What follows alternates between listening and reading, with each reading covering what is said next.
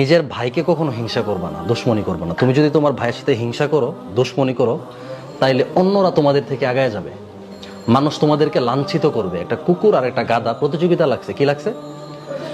যে আগে 5টা গ্রাম পার হয়ে যাইতে পারবে সে হচ্ছে রাজা, সে রাজত্ব দিবে, নেতৃত্ব দিবে। ঠিক আছে? তো এখন কুকুর তো মনে মনে খুশি, এই দৌড়াইতে পারে কে বেশি, কুকুর না গাধা? কুকুর। আচ্ছা, কুকুর মনে মনে খুশি যে আমি তো বেশি দৌড়াইতে পারি, আমার দৌড়ের স্পিড বেশি, তো গাধাকে আমি হারায় ফেলবো।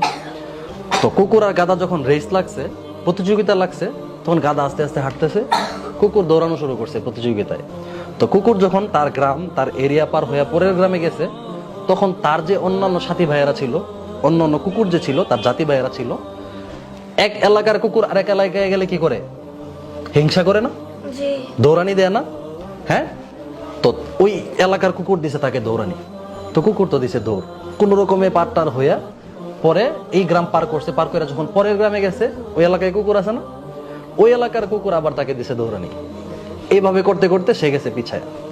তো যাই হোক, কোন রকমে সে দৌড়াইতে দৌড়াইতে হাঁপাইতে 5 গ্রাম পার করে গিয়া দেখে কি গাধা ওইখানে সিংহাসনে বসে আছে। মানে গাধা ওই প্রতিযোগিতায় জিতে গেছে। কুকুর হেরে গেছে কেন? কুকুরের তার ভাইয়ের সাথে হিংসা ছিল, কুকুরের অন্য কুকুরদের সাথে কি ছিল? দুশ্মনী ছিল।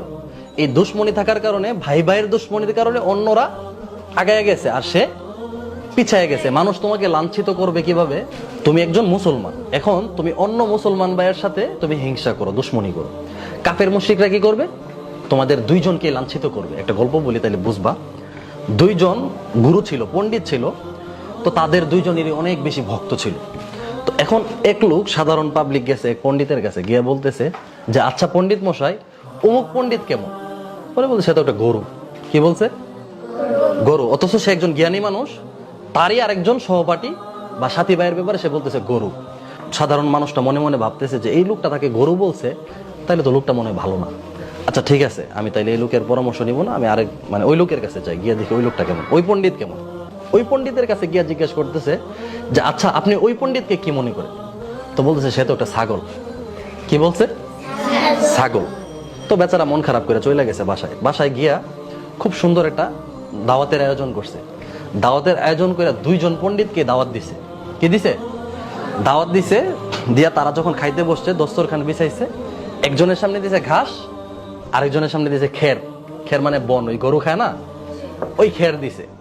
দেওয়ার পরে এখন 2 পণ্ডিত তো খুব চাইতে গেছে, এই তুমি আমাদের সামনে ঘাস আর খের দিলা কেন? তো পরে বলতেছে আপনি তাকে বলছেন গরু, গরু তো খের খায়, আর আপনি তাকে বলছেন ছাগল, ছাগলে তো ঘাস খায়।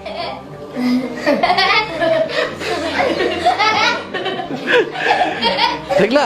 গরু আর ছাগলে কি খায়? ঘাস আর খের খায়। এখন সে তার ভাইকে ইয়া করার কারণে, হিংসা করার কারণে, দুশ্মনী করার কারণে মানুষ তাকে কি করছে?